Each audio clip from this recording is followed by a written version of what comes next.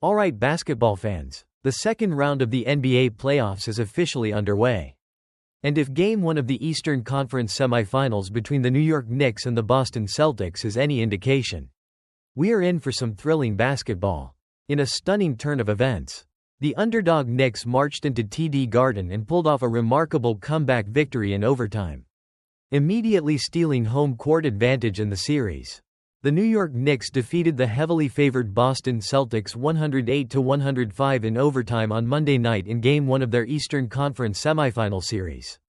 This gives the Knicks a crucial 1-0 lead and puts the pressure squarely on the Celtics heading into Game 2. The game had a dramatic narrative arc.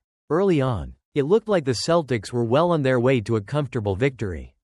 They appeared to be headed for a blowout, pushing their lead to a significant 20 points. Reaching a 72-52 advantage midway through the third quarter. At that point, it seemed like the game was effectively over. However, these New York Knicks have earned a reputation for their tenacity and grit.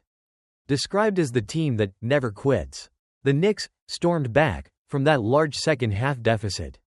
They ended the third quarter on a strong 23-12 run, cutting Boston's seemingly insurmountable lead down to a much more manageable 9 points heading into the final period. Their comeback continued in the fourth quarter, with another 8-0 run helping them narrow the gap to just 1 point before eventually tying the game. The end of regulation was tense and exciting, with the score tied at 100-100.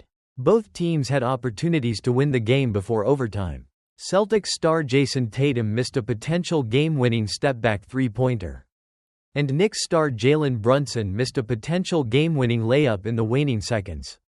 The game went into overtime, where the Knicks managed to outscore the Celtics 8-5 to secure the victory.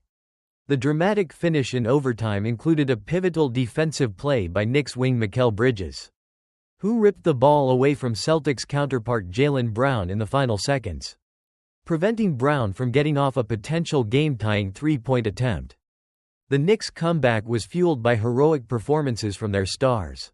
Jalen Brunson, the clutch player of the year, was huge, finishing with 29 points and 5 assists, hitting key shots late, including a corner three that gave the Knicks their first lead since early in the second quarter. OG Anunoby also had a massive game, matching Brunson with 29 points. Anunoby hit consecutive three-pointers during the crucial third-quarter run, made a key steal on Tatum for a dunk that tied the game in the fourth, and hit his sixth and final three-pointer of the night late in regulation to give the Knicks a brief 2-point advantage. The Celtics, meanwhile, struggled offensively throughout the game. Despite their early lead, they shot just 35.1% from the field overall. Their biggest issue was their three-point shooting. They were frigid from long range, making just 15 of 60 attempts. In doing so, they became the first team in postseason history to take 63 pointers and set a playoff record with 45 misses. The article notes that Boston froze for a spell, abandoning its game plan and settling for three-pointers, as the Knicks mounted their comeback. A significant factor impacting the Celtics' performance was the health of Kristaps Porzingis. He attempted to play at the start of the game despite battling a non-COVID illness but was ineffective, missing all 4 of his shots and grabbing only 4 rebounds in 13 minutes. He was subbed out in the second quarter and did not return. Porzingis is a critical player for the Celtics, described as a 7'2" rim-running, floor-spacing unicorn, who impacts both ends of the floor and dictates matchups. His absence for most of the game certainly impacted Boston's game plan and rotations. Although Celtics head coach Joe Mazzulla said after the game that while they felt Porzingis' absence, it was no excuse for the loss, expressing hope he'd be ready for Game 2.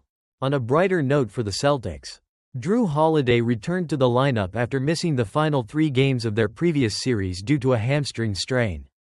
Holiday played stout defense against Brunson, made a big assist late in the game, and hit a crucial game-tying layup late in regulation, showing flashes of his importance to the team. Despite Holiday's return, the Celtics' poor shooting and Porzingis' illness, combined with the Knicks' relentless comeback and star power, led to the stunning upset. The Celtics' early strategy of targeting Karl Anthony Towns and later Mitchell Robinson in the pick and roll did create shots, but those shots simply weren't falling consistently. particularly from beyond the arc. In conclusion, the New York Knicks pulled off a stunning Game 1 victory over the Boston Celtics in overtime, overcoming a 20-point second-half deficit.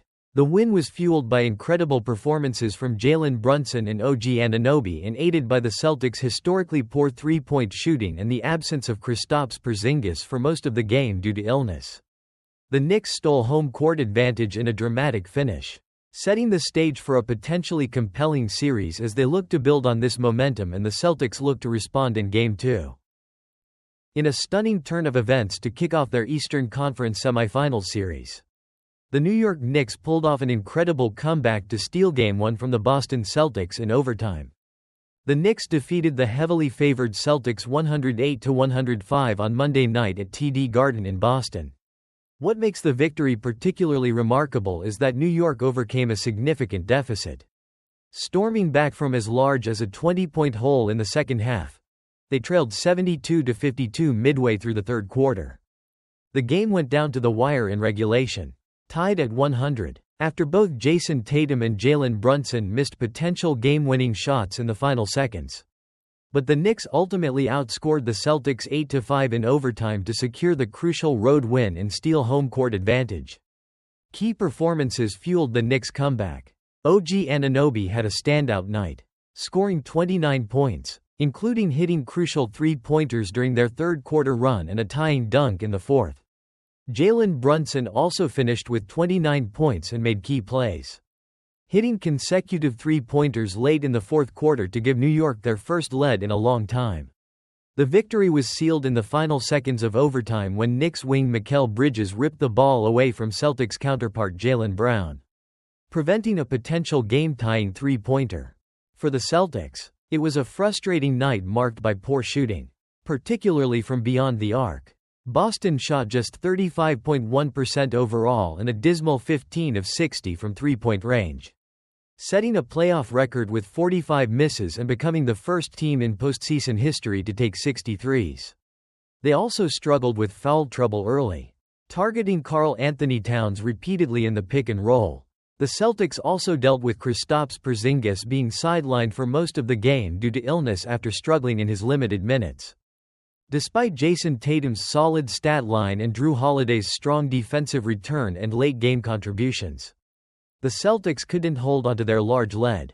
In summary, the New York Knicks delivered a stunning performance to steal Game 1 from the Boston Celtics in overtime, overcoming a 20-point second-half deficit thanks to standout play from OG Anunoby and Jalen Brunson and capitalizing on the Celtics' poor shooting and internal issues, setting the stage for an intriguing series.